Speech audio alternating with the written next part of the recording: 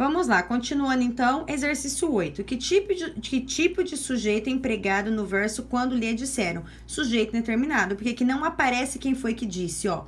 Quando lhe disseram, não apareceu. Então, quando o verbo está na terceira pessoa do plural, não aparece, eu não sei quem é sujeito indeterminado, tá?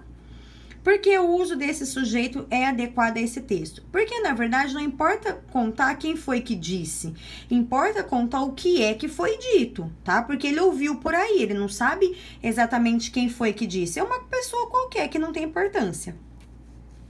C. Qual é o sujeito dos versos? Ficou muito espantado e achou uma barbaridade. Então, você volta lá. Quem é que ficou muito espantado? O czar naturalista. Quem é que achou uma barbaridade? O czar naturalista. E por que ele está oculto? Porque é o mesmo sujeito da tua primeira frase. Então, por questão de economia linguística, por questão de economia de palavras, nós não precisamos ficar repetindo, tá bom? 9, aí que tem essa tirinha, tá bom? Aí nós vamos responder aqui, ó. Na fala do garoto, a oração me chamam de obsoleto apresenta sujeito indeterminado. Me chama, não sei quem é. Mas pela história a gente consegue imaginar. Então, quem é? São os colegas de classe do garoto, tá bom? A turma que estuda com ele, o pessoal que estuda com ele na escola. O que significa obsoleto? Antiquado, arcaico, fora de moda, tá? Que não se usa mais, antigo. Aí, explica oralmente a charte. Então, assim, o garoto reclama de um celular, já que é algo moderno. Então, todo mundo chama ele de obsoleto, porque ele não é moderno, ele é antigo, ele é fora de moda. Aí, o pai, ele ironiza, porque ele fala assim que, já que obsoleto é uma palavra que ninguém usa, então a escola tá fazendo bem para ele, ou seja, o ambiente com os amigos está fazendo bem, porque pelo menos o vocabulário dele está sendo um vocabulário melhor, tá bom? Nas frases a seguir, sublinhe as orações sem sujeito. Então, vamos lá. Esse verbo amanhecer, é a natureza que amanhece? Não, são os brasileiros. Então, aqui tem sujeitos brasileiros, um núcleo só, sujeito simples. Aí, aqui também tem dois verbos, olhou e amanheceria. Você tem que olhar os dois. Olhou, tá? Aí, aqui, pela história, tá? A gente consegue saber, tá? Olhou, alguém, ele olhou. E amanheceria é oração sem sujeito. Nesse caso, é amanhã, é a natureza mesmo que amanhece, tá bom? Aí aqui, amanheci. Quem é que nesse caso que fala amanheci? Não é a natureza, que você fala eu amanheci, no sentido de eu acordei, tá? E não é a natureza que faz, sou eu que estou acordando. Então, é sujeito oculto eu. Aí, choveu, nesse caso, é da natureza, oração sem sujeito. Choviam sorrisos, é a natureza que chove? Não, são sorrisos, tanto que está no plural. Quando é oração sem sujeito, não tem plural, tá bom? Aqui tem, porque combina com sorrisos, tá bom? Então, é um sujeito simples. Aí, era noite. Esse era é oração sem sujeito, tá bom? Porque tem a ver com a natureza. É um tempo que acontece. E cheguei, quem é que cheguei? Eu, sujeito oculto eu, tá? Aí, faz muitos anos, o verbo fazer, quando indica um tempo que se passou, é oração sem sujeito. E tem o verbo viajamos. Quem é que fala viajamos? Nós viajamos. Então, é o sujeito oculto nós. Venha. Esse venha, quando é uma ordem, é um imperativo, você tem que prestar atenção. Venha, você está dando uma ordem. Quando você dá uma ordem, você sabe para quem você está dando. Então, nesse caso, é para você, sujeito oculto, tá bom? E relampejando é a natureza que faz a oração sem sujeito, beleza? Aí que tem esse poema. Do ponto de vista gramatical, nesses versos, o verbo ter é usado num sentido coloquial. Que outros verbos poderiam ser usados no lugar? O existir e o haver, tá? Os dois significam a mesma coisa aqui no contexto. Qual é o sujeito e o predicado nesses versos? Não tem sujeito, tá bom? Porque a frase inteira é predicado, não apresenta sujeito. Então, a frase inteira é um predicado.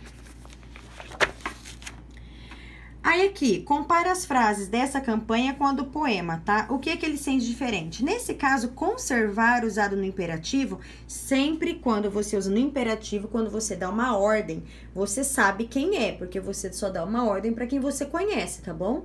Então, seria vocês. Então, tem sujeito oculto vocês. Agora, no poema não tem sujeito, tá bom? Aí aqui tem esse poeminha. Que verbos indicam literalmente fenômenos da natureza, mas nesse poema estão usados com outro sentido? Chover e relampejar, tá? E aí, que imagem, então, o autor constrói? De que o menino, ele chora muito, aí por isso que fala chover, porque no sentido de chorar muito, e ele grita, então, no caso, ele está relampejando, tá bom? Porque ele não queria comer salada.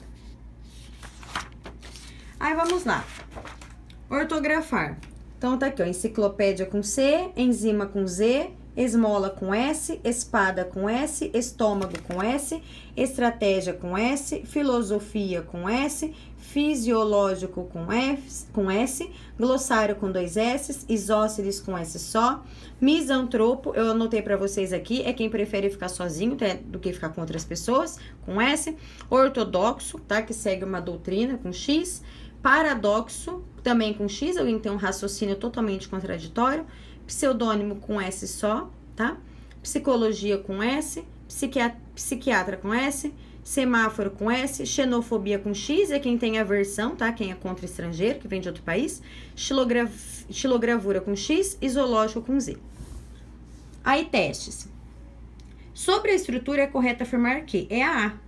O termo beija-flores aparece 3 vezes no texto. Em todas essas ocorrências é o núcleo do sujeito, tá bom? Aqui o termo gato aparece primeiramente como parte do predicado, em seguida é o núcleo do sujeito? Não, ele é sujeito nas 2 vezes, tá?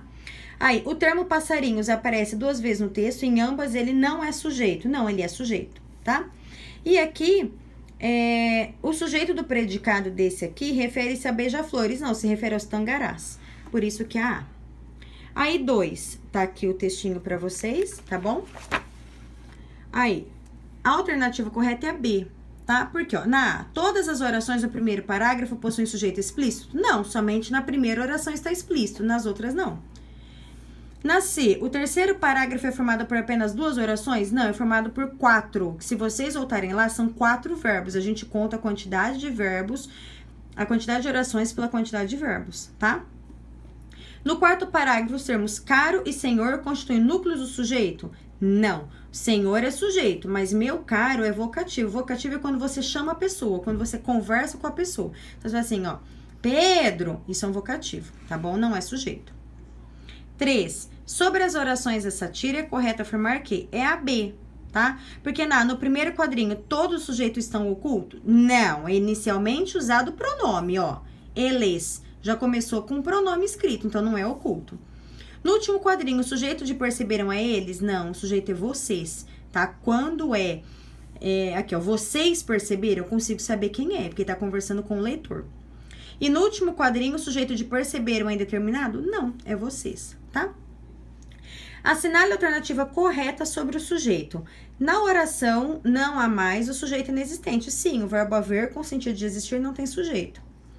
Na oração do último quadrinho, o sujeito é indeterminado, porque o verbo está na terceira pessoa do plural. Não, é os jornais, tá? Os jornais, tá? No segundo e no terceiro quadrinhos, o verbo haver não é impessoal. O sujeito é o que ler? Não, o sujeito haver com sentido de existir, ele é impessoal, ou seja, ele não tem pessoa, ele não tem sujeito. E no último quadrinho, o sujeito está representado pelas minhas cartas? Não, o sujeito é os jornais, tá bom? E aí, agora aqui, o em casa, tá? Se fosse a mãe, ela afirmou. E se fosse um menino, ele afirmou, tá? Aqui, a indeterminação do sujeito. Por quê? Porque ele não sabe quem foi que levou, ele sabe que alguém assaltou, mas ele não consegue afirmar quem é, tá? Ele não sabe quem foi. Se a gente tivesse que escrever colocando alguém que poderia ter sido, seriam os ladrões, levaram, os assaltantes levaram, os bandidos levaram, tá? No primeiro quadrinho, há sujeito na oração? Existem? Sim, o verbo existir tem sujeito, que é 3 coisas, tá? O verbo haver não, mas o verbo existir tem. Você vai trocar existir por haver. Então, aqui, ó, isso aqui no pretérito, tá? No passado. Então, havia 3 coisas na vida que eram dispensáveis. Não é haviam, é havia, tá? O verbo haver com sentido de existir não tem sujeito, então não tem plural. Havia 3 coisas, beleza?